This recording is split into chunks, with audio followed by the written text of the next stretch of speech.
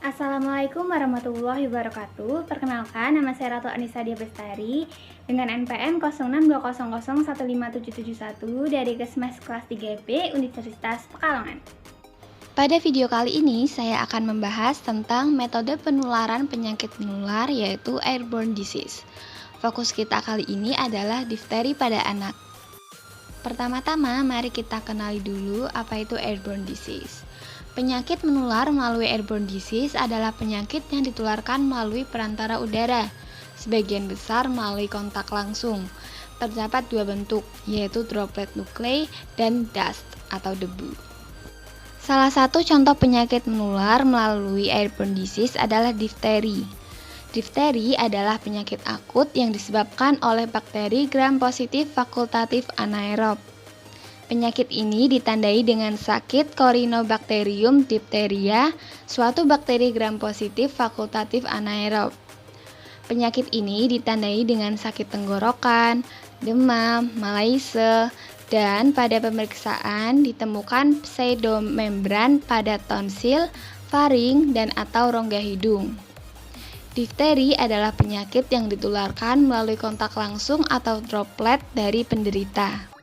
Berikut adalah grafik perkembangan difteri di Indonesia tahun 2010 sampai 2017. Bisa dilihat sendiri bahwa grafik tersebut menunjukkan adanya fluktuasi atau kenaikan dan penurunan yang tidak tetap.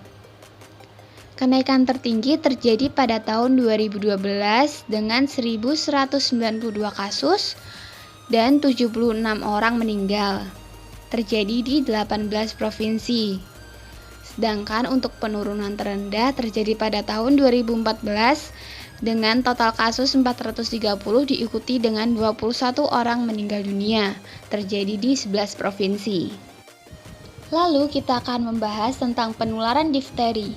Penyakit difteri dapat menular melalui percikan ludah dari orang yang membawa bakteri ke orang lain yang sehat. Namun, penyakit ini juga dapat ditularkan melalui benda atau makanan yang telah terkontaminasi dengan bakteri tersebut. Cara lain penularan penyakit difteri adalah dengan melakukan kontak intim. Penyebaran bakteri difteri dapat terjadi dengan mudah dan yang utama adalah melalui udara saat seseorang penderita bersin ataupun batuk.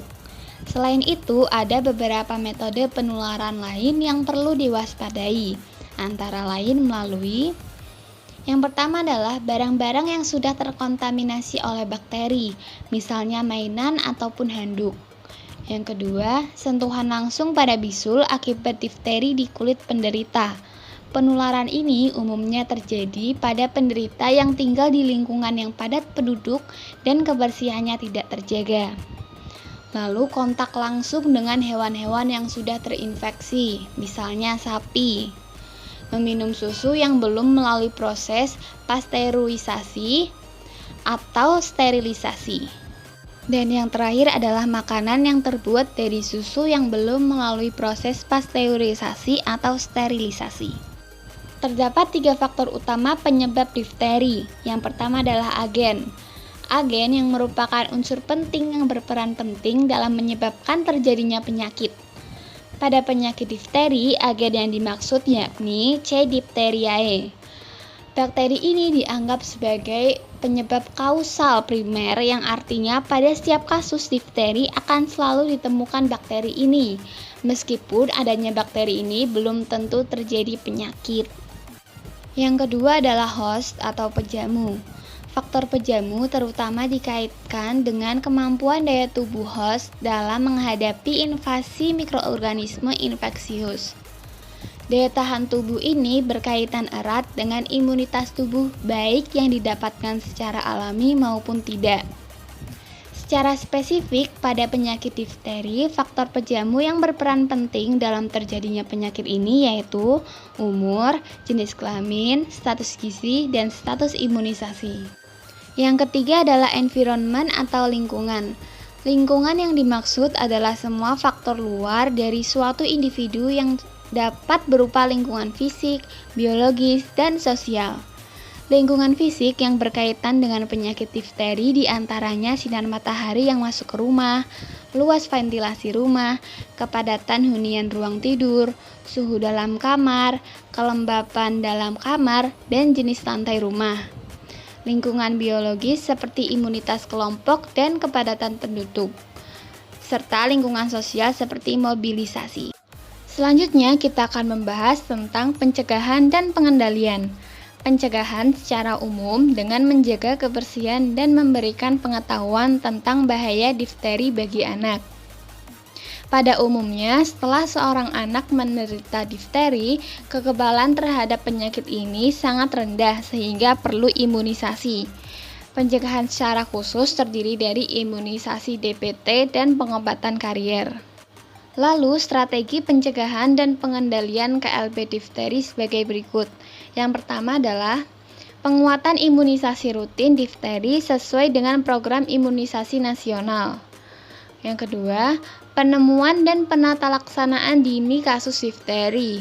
Yang ketiga, semua kasus difteri harus dilakukan penyelidikan epidemiologi. Yang keempat, semua kasus difteri dirujuk ke rumah sakit dan dirawat di ruang isolasi. Yang kelima, pengambilan spesimen dari kasus dan kasus kontak erat kemudian dikirim ke laboratorium rujukan difteri untuk dilakukan pemeriksaan kultur atau PCR. Yang keenam, menghentikan transmisi difteri dengan pemberian propilaksis terhadap kontak. Yang ketujuh, karier. Yang kedelapan, melakukan outbreak response immunization atau ORI di daerah KLB difteri. Strategi-strategi tersebut dibuat oleh pemerintah sesuai dengan Peraturan Pemerintah Republik Indonesia Nomor 40 Tahun 1991 yang berisi tentang penanggulangan wabah penyakit menular. Sekian dari saya, kurang lebihnya mohon maaf. Wassalamualaikum warahmatullahi wabarakatuh.